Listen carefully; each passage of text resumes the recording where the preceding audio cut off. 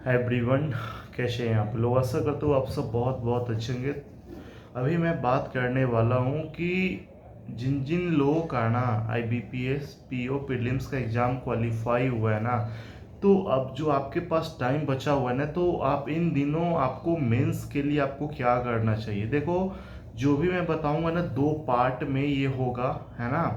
और जैसे आप जितना देर भी आप पढ़ाई करते हो ना, एटली अब मेंस है तो अब ये तो कह ही नहीं सकते हो कि 2-3 घंटा 4 घंटा से मेरा काम चल जाएगा। ठीक है, कम से कम एटलीस्ट जो है ना 8 घंटा का आपको प्लान हर एक दिन का बनाना पड़ेगा। इसमें होता क्या है ना, देखो, और बाकी सब मेंस से ना ये मेंस थोड़ा सा हटके रहता है। ठीक है, और इसमें डिस्क्रिप्टिव भी बहुत बड़ा रोल निभाता है। ये बात आपको बहुत अच्छे से पता होगा। आपको प्रैक्टिस जो है ना किस तरह से करना है, देखो। और बहुत सारे लोग क्या करते हैं ना कि अभी सेक्शनल मॉक वगैरह लगाते हैं, मेंस का ये वो है। देखो, ये सब जो है ना आप लगाते हो ठीक है, लेकिन आपको अभी क्या करना चाहिए, अगर आप रियल में एग्जाम अगर फेस करना चाहते हैं ना, ठीक है, अगर आप इन दिनों में अगर ये काम अगर आप कर लोगे ना, तो आपको मेन एग्जाम में कभी कोई दिक्कत आएगा ही नहीं आएगा। देखो, मेंस का जो है ना, बहुत लोग कहते हैं कि मेंस का मॉक सबमिट करके जो है ना उसको सॉल्व कर लेंगे तो काम बन जाएगा। ऐसा बिल्कुल भी ना करो। देखो, मेंस जो है ना उसमें क्या होता है ना कि अगर आप सबमिट कर देते हो ना, तो वहाँ पे हो सकता है कि आपको एक मॉक सॉल्व करने में ना आपको 2-3 दिन लग जाएगा। मन ही नहीं करेगा, अच्छा ये है वो है फलना चलो बहुत। और मेन एग्जाम में क्या होता है, एग्जाम में जो 3 घंटा का जो समय रहता है, उसमें क्वेश्चन कहेगा हम बनेंगे नहीं, और आप कहोगे नहीं हम छोड़ेंगे नहीं। तो ये जो होता है ना छोड़ने का जो प्रोसेस होता है ना, मेंस उसी का क्रैक होता है ना। जिसको एग्जाम में क्वेश्चन छोड़ने आ जाता है ना, उसका मेंस निकल जाता है। और जिसका स्पीड अच्छा खासा रहता है ना, ठीक है, उसका प्रीलिम्स निकल जाता है। तो ये कैसे आपको पता चलेगा, तो ये आप मेंस का मॉक लगाओगे तभी। कुछ भी हो जाए, स्कोर कुछ भी आ जाए, फर्क नहीं पड़ता है। आप मॉक सबमिट नहीं तो नहीं करोगे। कोशिश ये करना है ना कि डिस्क्रिप्टिव के लिए अब ना पेन पेपर पे आप लिखना बंद कर दोगे, आप अब टाइप करोगे। टाइप आप ये कर लेना ना कि जैसे कोई भी टॉपिक जो है ना, ठीक है, आप तब लिखने का कोशिश करना ना आपकी, जैसे ही आपका मॉक खत्म होता है ना, 3 घंटा एकदम फिक्स कर लेना है कि वाटर बोतल वगैरह सब कुछ लेके एकदम अगल बगल में रख लेना है। ठीक है, आप थक जाओ, थोड़ा सा मन उब जाए तो घूमने लगना, फोन वोन बिल्कुल भी नहीं चलाना है। 3 घंटा आपको देना है तो देना ही है।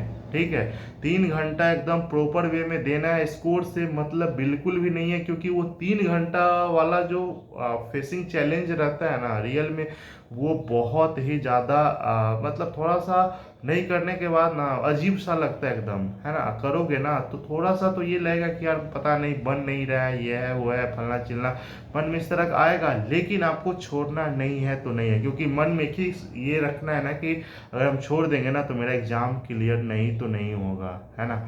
मन में ये लेकर के कि हाँ 3 घंटा हमको बैठना है, क्वेश्चन उसमें आप सब कुछ सीख जाओगे। क्वेश्चन कैसे एलिमिनेट होता है, कैसे क्वेश्चन चुना जाता है एकदम पूरा, कौन कौन से आप कैसे आप एक एक यहाँ वहाँ से चुन चुन करके आप अपना जो है ना स्कोर बढ़ाओगे कैसे, ये सब कुछ आप सीख जाओगे 3 घंटा दोगे। जैसे ही वो 3 घंटा का मॉक खत्म होता है ना, आप एक लेटर और डिस्क्रिप्टिव टॉपिक कोई भी एक रख लेना, ठीक है, और उसके ऊपर ना आप लिखना तुरंत शुरू कर दो एकदम। जितना देर का टाइमिंग रहता है ना उसमें टाइमिंग के अकॉर्डिंग, फिर जो फीलिंग आएगा ना ये ना आप अल्टरनेट डे पे आप कर सकते हो।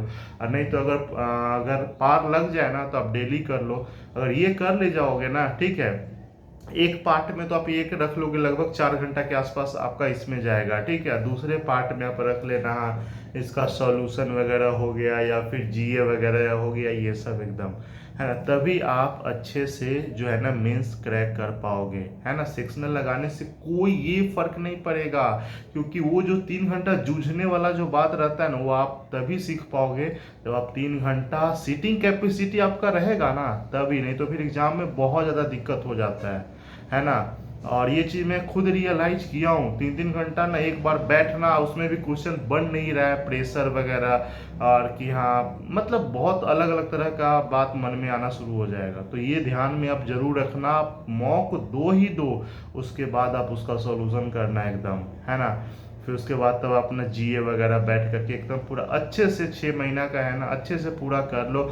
जितना भी अभी करेंट टॉपिक वगैरह सब है उस सबको अच्छे से थोड़ा सा पढ़ लो, ताकि पढ़ना क्या, समझना है एकदम, ताकि उस सबसे रिलेटेड वगैरह डिस्क्रिप्टिव में अगर आए तो आप अच्छे से टाइप कर पाओ।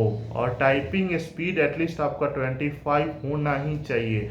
अगर आप अच्छे से टाइप करना चाहते हो, अच्छे से आप अगर डिस्क्रिप्टिव चाहते हो कि समय के अंदर में अगर हम लिख ले, तो आप जो है ना कम से कम ये हो जाता है। अब रोज का अगर आप लिखोगे ना आधा घंटा टाइप करोगे ना, ठीक है, तो फिर हो जाएगा। और टाइप कैसे करना, कोई भी टॉपिक वगैरह होगा ना तो पढ़ लेना, ठीक है। कोई भी टॉपिक डिस्क्रिप्टिव का बहुत सारा पीडीएफ बुक वगैरह मार्केट में अवेलेबल है एकदम, या फिर साइट पे भी मिल जाएगा एकदम। उसको आप पढ़ लो, समझ लो, और उसको ना अपने लैंग्वेज में लिखने का कोशिश करो, तभी प्रैक्टिस होगा। या तो लेटर का हो गया, लेटर का फॉर्मेट वगैरह सब हो गया, फॉर्मेट पे ही पूरा मार्क्स एकदम पूरा मिल जाता है, ठीक है। तो फॉर्मेट वगैरह एकदम पूरा अच्छे से देख ही लेना एकदम, है ना, कि कैसे डिस्क्रिप्टिव लिखा जाता है, ये आपको जरूर जरूर पता होना ही चाहिए, है ना। ये सब कर लेना था आप एकदम, जब इतना अगर हो जाता है ना तो फिर मेंस इजीली क्रैक हो जाएगा, नहीं तो फिर क्या। और भी कोई अगर आपको डाउट है कुछ भी ना, तो आप कमेंट जरूर करना, उसको सॉर्ट आउट करेंगे। कोई नहीं, चलो बाय बाय, टेक केयर।